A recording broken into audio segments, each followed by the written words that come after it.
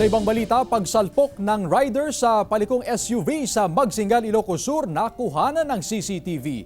May ulat si Ivy Hernando. Masdan ang SUV na ito na nakaparada sa outer lane ng National Highway ng Barangay Santa Monica, Magsingal, Ilocos Sur. Makikita na tsumetsyempo ang driver na makapasok sa kalsada. Pero nang umandar na ay siya namang pagdating ng isang motorsiklo.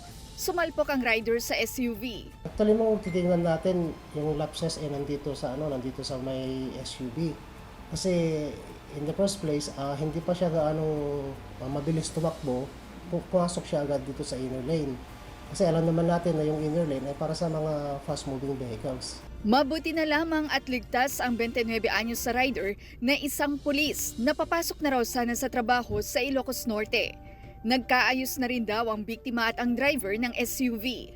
Yung inner lane po natin ay para sa mga fast-moving vehicles, yung outer lane ay para sa mga slow-moving.